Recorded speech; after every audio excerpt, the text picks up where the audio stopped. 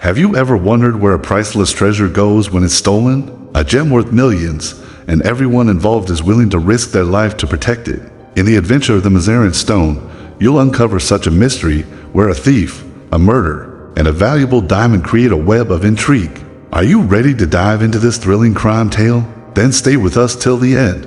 And don't forget to subscribe to our channel so you can get more exciting crime stories. It was pleasant toward Watson offended himself once more in the untidy room of the first floor in Baker Street, which had been the starting point of so many remarkable adventures. He looked round him at the scientific charts upon the wall, the acid-charred bench of chemicals, the violin case leaning in the corner, the coal scuttle, which contained of old the pipes and tobacco.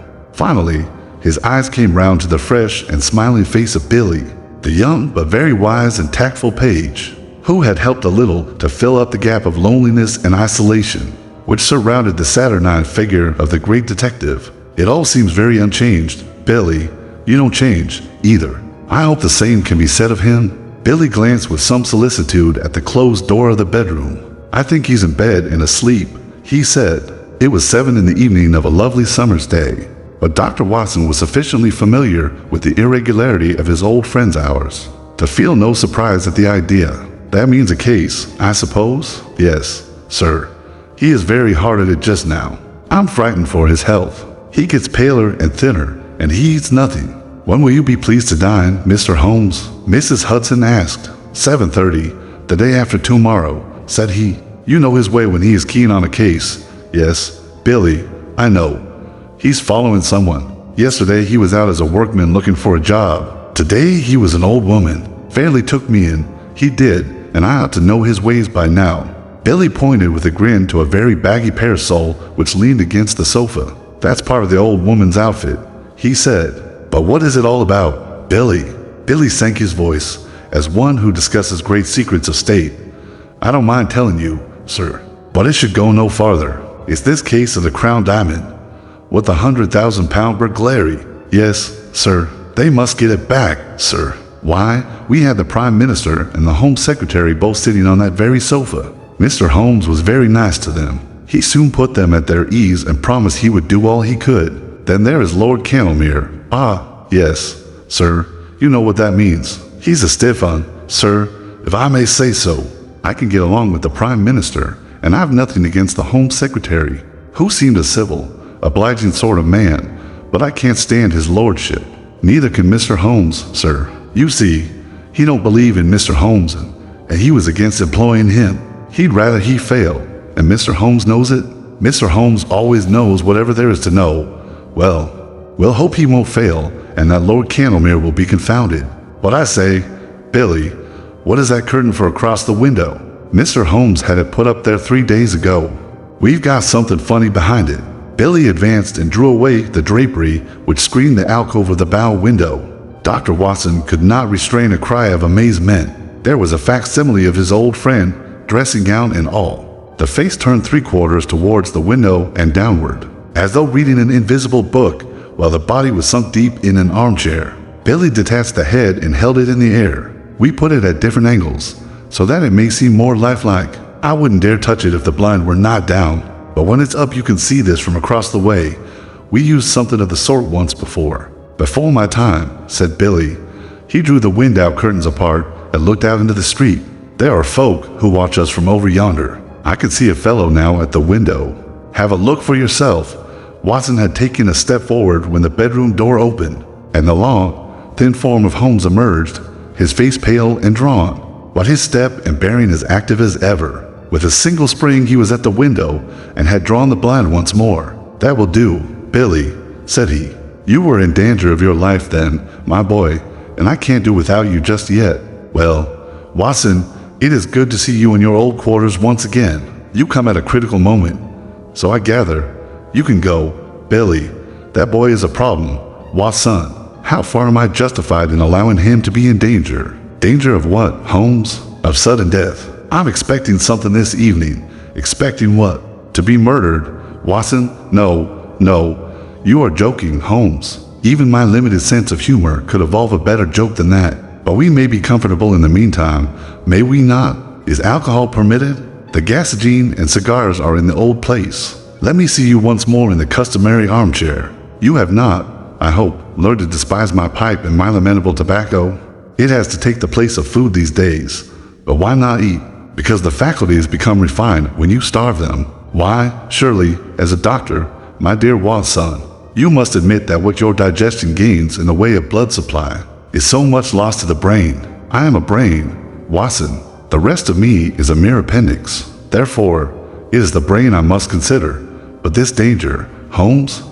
Yes, in case it should come off, it would perhaps be as well that you should burden your memory with the name and address of the murderer. You can give it to Scotland Yard with my love and a parting blessing. Sylvius is the name, Count Negretto Sylvius. Write it down, man, write it down. 136 Moorside Gardens, and W got it. Watson's honest face was twitching with anxiety. He knew only too well the immense risks taken by Holmes and was well aware that what he said was more likely to be understatement than exaggeration. Watson was always the man of action, and he rose to the occasion. Count me in, Holmes. I have nothing to do for a day or two. Your morals don't improve, Watson. You have added fibbing to your other vices. You bear every sign of the busy medical man, with calls on him every hour. Not such important ones. But can't you have this fellow rested? Yes. Watson, I could. That's what worries him so. But why don't you? Because I don't know where the diamond is. Billy told me the missing crown jewel. Yes, the great yellow Mazarin Stone. I've cast my net and I have my fish. But I have not got the stone. What is the use of taking them? We can make the world a better place by laying them by the heels. But that is not what I am out for. It's the stone I want. And is this Count Sylvius one of your fish? Yes, and he's a shark. He bites. The other is Sam Merton, the boxer. Not a bad fellow, Sam, but the Count has used him. Sam's not a shark. He is a great big silly bull-headed gudgeon. But he is flopping about in my net all the same. Where is this Count Sylvius? I've been at his very elbow all the morning. You've seen me as an old lady, Watson. I was never more convincing. He actually picked up my parasol for me once. By your leave, madam, said he, half Italian, you know, and with the southern graces of manner when in the mood, but a devil incarnate in the other mood. Life is full of whimsical happenings, Watson. It might have been tragedy. Well, perhaps it might. I followed him to old Stravinsky's workshop in the Minories. Stravinsky made the air gun a very pretty bit of work, as I understand, and I rather fancy it is in the opposite window at the present moment. Have you seen the dummy? Of course. Billy showed it to you. Well, it may get a bullet through its beautiful head at any moment. Billy, what is it? The boy had reappeared in the room with a card upon a tray.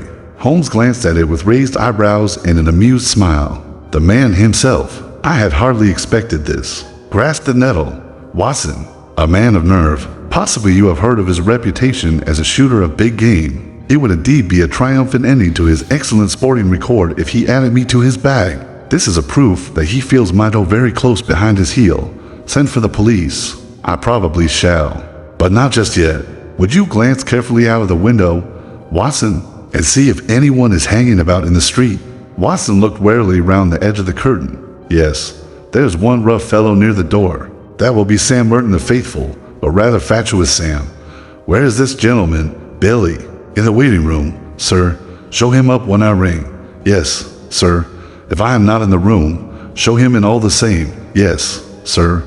Watson waited until the door was closed, and then he turned earnestly to his companion. Look here, Holmes, this is simply impossible. This is a desperate man who sticks at nothing. He may have come to murder you. I should not be surprised. I insist upon staying with you. You would be horribly in the way. In his way? No, my dear fellow, in my way. Well, I can't possibly leave you. Yes, you can, Watson, and you will, for you have never failed to play the game. I am sure you will play it to the end. This man has come for his own purpose, but he may stay for mine. Holmes took out his notebook and scribbled a few lines. Take a cab to Scotland Yard and give this to Yola. The CID come back with the police. The fellow's arrest will follow. I'll do that with joy. Before you return, I may have just time enough to find out where the stone is. He touched the bell. I think we will go out through the bedroom. This second exit is exceedingly useful. I rather want to see my shark without his seeing me, and I have, as you will. Remember, my own way of doing it. It was therefore, an empty room into which Billy, a minute later, ushered Count Sylvius, the famous game shot, sportsman, and man about town was a big, swarthy fellow, with a formidable dark mustache shading a cruel, thin-lipped mouth and surmounted by a long, curved nose like the beak of an eagle. He was well dressed, but his brilliant necktie, shining pin, and glittering rings were flamboyant in their effect. As the door closed behind him, he looked round him with fierce, startled eyes, like one who suspects a trap at every turn. Then he gave a violent start as he saw the impassive head and the collar of the dressing gown, which projected above the armchair in the window. At first his expression was one of pure amazement, then the light of a horrible hope gleamed in his dark, murderous eyes. He took one more glance round to see that there were no witnesses, and then, on tiptoe, his thick stick half raised, he approached the silent figure. He was crouching for his final spring and blow when a cool, sardonic voice greeted him from the open bedroom door. "Don't break it, Count, don't break it." The assassin staggered back, amazement in his convulsed face. For an instant, he upraised his loaded cane once more, as if he would turn his violence from the effigy to the original. But there was something in that steady gray eye and mocking smile, which caused his hand to sink to his side. "It's a pretty little thing," said Holmes, advancing towards the image. "Tavernier, the French Maud Eller, made it. He is as good at waxworks as your friend Straubenzee is at air guns." "Air guns, sir? What do you mean?" "Put your hat and stick on the side table." "Thank you. Pray take a seat. Would you care to put your revolver out also?" "Oh, very good, if you prefer to sit upon it. Your visit is really most opportune, for I wanted badly to have a few minutes' chat with you." The Count scowled, with heavy, threatening eyebrows. "I, too, wish to have some words with you, Holmes. That is why I am here. I won't deny that I intended to assault you just now." Holmes swung his leg on the edge of the table. "I rather gathered that you had some idea of the sort in your head," said he. "But why these personal attentions?" "Because you have gone out of your way to annoy me. Because you have put your creatures upon my track. My creatures. I assure you no. Nonsense. I have had them followed. To can play at that game, Holmes. It is a small point, Count Sylvius. But perhaps you would kindly give me my prefix when you address me. You can understand that, with my routine of work, I should find myself on familiar terms with half the rogues gallery, and you will agree that exceptions are invidious. Well, Mr. Holmes, then, excellent. But I assure you you are mistaken about my alleged agents." Count Sylvius laughed contemptuously. "Other people can observe as well as you. Yesterday there was an old sporting man. Today it was an elderly woman. They held me in view all day. Really, sir, you compliment me. Old Baron Dowson said the night before he was hanged that in my case, what the law had gained the stage had lost. And now you give my little impersonations your kindly praise? It was you yourself." Holmes shrugged his shoulders. "You can see in the corner of the parasol which you so politely handed to me in the Minories. Before you began to suspect, if I had known, you might never have seen this humble home again. I was well aware of it. We all have neglected opportunities to deplore. As it happens, you did not know, so here we are." The Count's knotted brows gathered more heavily over his menacing eyes. "What you say only makes the matter worse. It was not your agents, but your play-acting, busybody self. You admit that you have dogged me. Why? Come now, Count. You used to shoot lions in Algeria. Well, but why? Why? The sport, the excitement, the danger, and, no doubt, to free the country from a pest? Exactly. My reasons in a nutshell." The Count sprang to his feet, and his hand involuntarily moved back to his hip pocket. "Sit down, sir. Sit down. There was another, more practical, reason.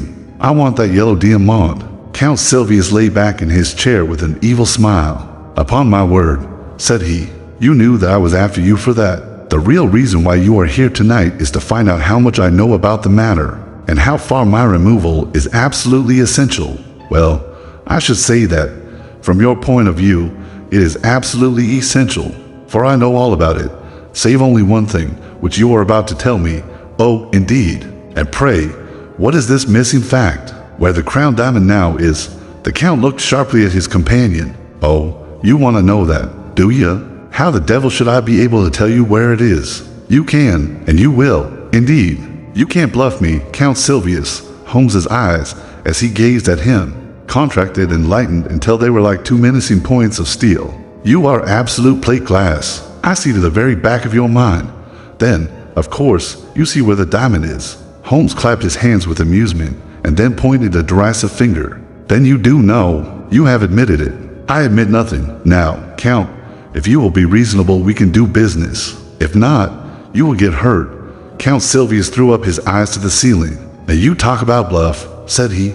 Holmes looked at him thoughtfully like a master chess player who meditates his crowning move. Then he threw open the table drawer and drew out a squat notebook. "Do you know what I keep in this book?" "No, sir, I do not." "You, me, yes, sir, you. You are all here every action of your vile and dangerous life."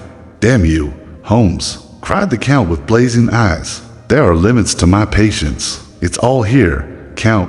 The real facts as to the death of old Mrs. Harold, who left you the Blimmer estate, which you so rapidly gambled away.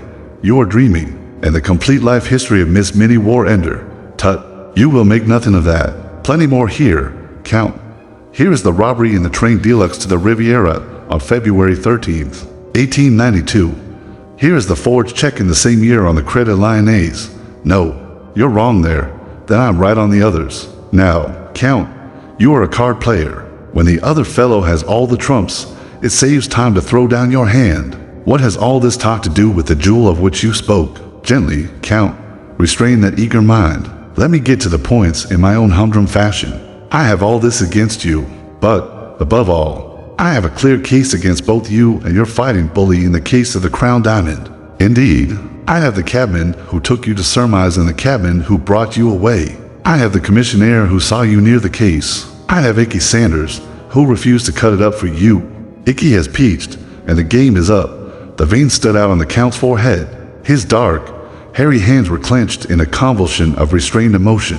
He tried to speak, but the words would not shape themselves. "That's the hand I play from," said Holmes. "I put it all upon the table. But one card is missing.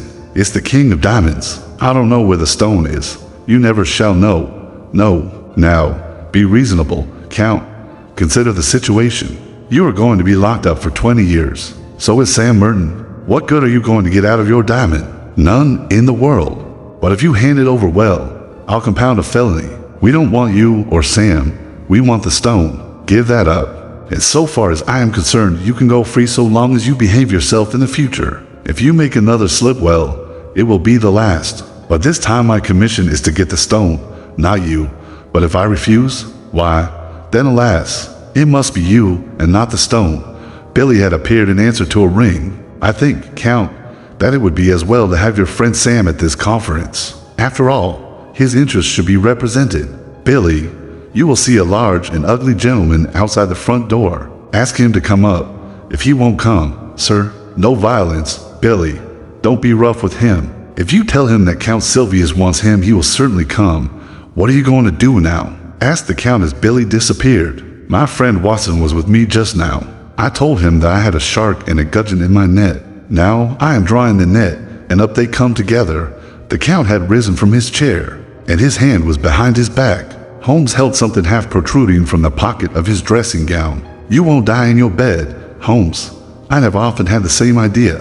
Does it matter very much? After all, Count, your own exit is more likely to be perpendicular than horizontal. But these anticipations of the future are morbid. Why not give ourselves up to the unrestrained enjoyment of the present?" A sudden wild beast light sprang up in the dark, menacing eyes of the master criminal. Holmes's figure seemed to grow taller as he grew tense and ready. "It is no use your fingering your revolver, my friend," he said in a quiet voice. "You know perfectly well that you dare not use it, even if I gave you time to draw it. Nasty, noisy things, revolvers, Count. Better stick to air guns. I think I hear the fairy footstep of your estimable partner. Good day, Mr. Merton. Rather dull in the street, is it not?" The prize fighter, a heavily built young man with a stupid, obstinate, slab-sided face, stood awkwardly at the door, looking about him with a puzzled expression. Holmes's debonair manner was a new experience, and though he vaguely felt that it was hostile, he did not know how to counter it. He turned to his more astute comrade for help. "What's the game now, Count? What's this fellow want? What's up?" His voice was deep and raucous. The Count shrugged his shoulders, and it was Holmes who answered. "If I may put it in a nutshell, Mr. Merton, I should say it was all up. The boxer still addressed his remarks to his associate. Is this cove trying to be funny, or what? I'm not in a funny mood myself. No, I expect not, said Holmes. I think I can promise you that you will feel even less humorous as the evening advances. Now, look here, Count Sylvius. I'm a busy man and I can't waste time. I'm going into that bedroom. Pray make yourselves quite at home in my absence. You can explain to your friend how the matter lies without the restraint of my presence. I shall try over the Hoffman Barcarolle upon my violin. In 5 minutes I shall return for your final answer. You quite grasp the alternative, do you not? Shall we take you, or shall we have the stone? Holmes withdrew, picking up his violin from the corner as he passed. A few moments later the long-drawn, wailing notes of that most haunting of tunes came faintly through the closed door of the bedroom. What is it, then? Asked Merton anxiously as his companion turned to him. Does he know about the stone? He knows a damn sight too much about it.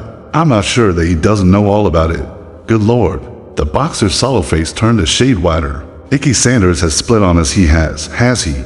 I'll do him down a thicken for that if I swing for it. That won't help us much. We've got to make up our minds what to do. Half a mo, said the boxer, looking suspicious sly at the bedroom door. He's a leery cove that wants watching. I suppose he's not listening? How can he be listening with that music going? That's right.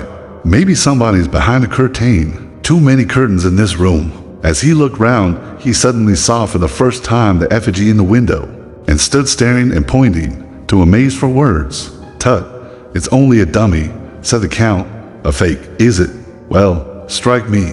Madame Tussaud ain't in it. It's the living spit of him, gown and all. But them curtains, Count. Oh, confound the curtains. We are wasting our time, and there is none too much. He can lag us over this stone. The deuce he can. But he'll let us slip if we only tell him where the swag is. What? Give it up. Give up 100,000 quid? It's one or the other. Merton scratched his short-cropped pate. He's alone in there. Let's do him in. If his light were out, we should have nothing to fear. The Count shook his head. He is armed and ready. If we shot him, we could hardly get away in a place like this. Besides, it's likely enough that the police know whatever evidence he has got. Hallo, what was that? There was Avigwesen with Chostum from the window. Both men sprang round, but all was quiet. Save for the one strange figure seated in the chair, the room was certainly empty. Something in the street, said Merton. Now look here. Governor, you got the brains. Surely you can think a way out of it. If slugging is no use, then it's up to you. I've fooled better men than he, the Count swerved. The stone is here in my secret pocket. I take no chances leaving it about. It can be out of England tonight, and cut into 4 pieces in Amsterdam before Sunday. He knows nothing of Vansetter. I thought Vansetter was going next week. He was.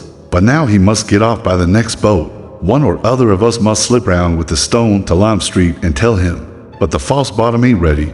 Well, he must take it as it is and chance it. There's not a moment to lose. Again, with a sense of danger which becomes an instinct with the sportsman, he paused and looked hard at the window. Yes, it was surely from the street that the faint sound had come. As to Holmes, he continued, we can fool him easily enough. You see, the damned fool won't arrest us if he can get the stone. Well, we'll promise him the stone. We'll put him on the wrong track about it. And before he finds that it is the wrong track, it will be in Holland, and we out of the Count try. That sounds good to me, cried Sam Merton with a grin. You go on and tell the Dutchman to get a move on him. I'll see the sucker and fill him up with a bogus confession. I'll tell him that the stone is in Liverpool. Confound that whining music. It gets on my nerves. By the time he finds it isn't in Liverpool, it will be in quarters, and we on the blue water. Come back here, out of a line with that keyhole. Here is the stone. I wonder you dare carry it. Where could I have it safer? If we could take it out of surmise, someone else could. Surely take it out of my lodgings. Let's have a look at it. Count Sylvius cast a somewhat unflattering glance at his associate and disregarded the unwashed hand, which was extended towards him. What do you think I'm going to snatch it off you? See here, mister, I'm getting a bit tired of your ways. Well, no offense, Sam. We can't afford to quarrel. Come over to the window if you want to see the beauty properly.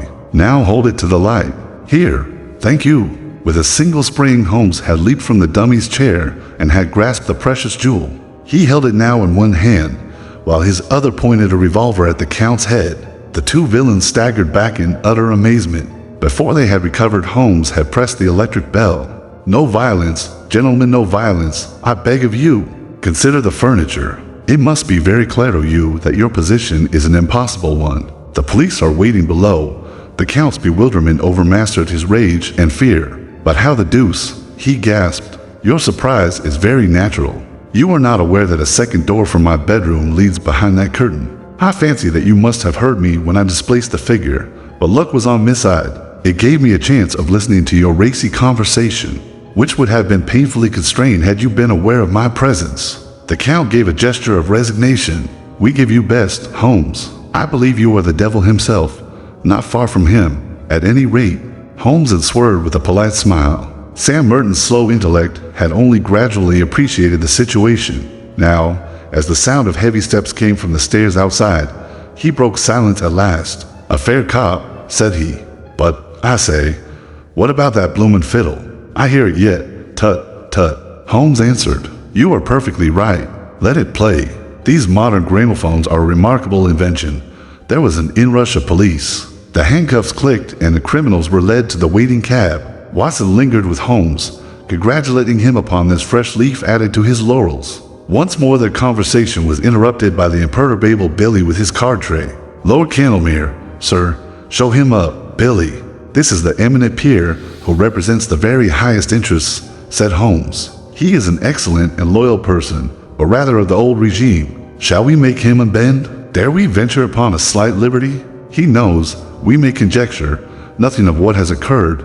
The door opened to admit a thin, austere figure with a hatchet face and drooping mid-Victorian whiskers of a glossy blackness, which hardly corresponded with the rounded shoulders and feeble gait. Holmes advanced affably and shook an unresponsive hand. "How do you do, Lord Cantlemere? It is chilly for the time of year, but rather warm indoors. May I take your overcoat?" "No, I thank you. I will not take it off." Holmes laid his hand insistently upon the sleeve. "Pray allow me. My friend Dr. Watson would assure you that these changes of temperature are most insidious." His lordship shook himself free with some impatience. "I am quite comfortable, sir. I have no need to stay. I have simply looked in to know how your self-appointed task was progressing. It is difficult, very difficult. I feared that you would find it so." There was a distinct sneer in the old courtier's words and manner. "Every man finds his limitations, Mr. Holmes. But at least it cures us of the weakness of self-satisfaction." "Yes, sir. I'd have been much perplexed, no doubt, especially upon one point. Possibly you could help me upon it. You applied for my advice rather late in the day. I thought that you had your own all-sufficient methods. Still, I am ready to help you. You see, Lord Cantlemere, we can no doubt frame a case against the actual thieves when you have caught them. Exactly. But the question is, how shall we proceed against the receiver? Is this not rather premature? It is as well to have our plans ready. Now, what would you regard as final evidence against the receiver? The actual possession of the stone. You would arrest him upon that?" Most undoubtedly. Holmes seldom laughed, but he got as near it as his old friend Watson could remember. "In that case, my dear sir, I shall be under the painful necessity of advising your arrest." Lord Cantlemere was very angry. Some of the ancient fires flickered up into his sallow cheeks. "You take a great liberty, Mr. Holmes. In 50 years of official life, I cannot recall such a case. I am a busy man, sir, engaged upon important affairs, and I have no time or taste for foolish jokes. I may tell you frankly, sir, that I have never been a believer in your powers, and that I have always been of the opinion that the matter was far safer in the hands of the regular police force. Your conduct confirms all my conclusions. I have the honor, sir, to wish you good evening." Holmes had swiftly changed his position and was between the pier and the door. "One moment, sir," said he. "To actually go off with the Mazarin Stone would be a more serious offense than to be found in temporary possession of it. Sir, this is intolerable. Let me pass. Put your hand in the right-hand pocket of your overcoat." "What do you mean, sir? Come, come, do what I ask."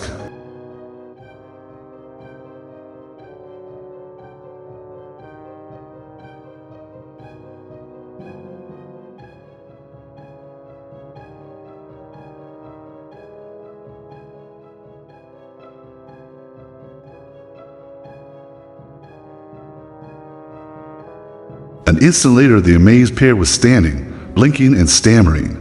with a great yellow stone on his shaking palm. What? How is this, Mr. Holmes? Too bad, Lord Cantlemere, too bad, cried Holmes. My old friend here will tell you that I have an impish habit of practical joking, also that I can never resist a dramatic situation. I took the liberty, the very great liberty, I admit, of putting the stone into your pocket at the beginning of our interview. The old peer stared from the stone to the smiling face before him. Sir, I am bewildered. But yes, it is indeed the Mazarin Stone. We are greatly your debtors, Mr. Holmes. Your sense of humor may, as you admit, be somewhat perverted and its exhibition remarkably untimely. But at least I withdraw any reflection I have made upon your amazing professional powers. But how?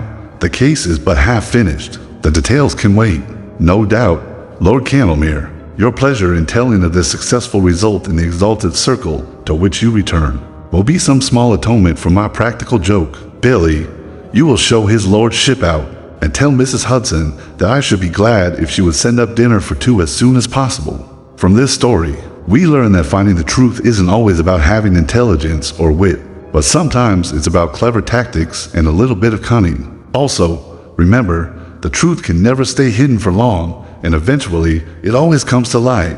Sherlock Holmes' brilliance and his approach teach us that with the right strategy, success is always within reach.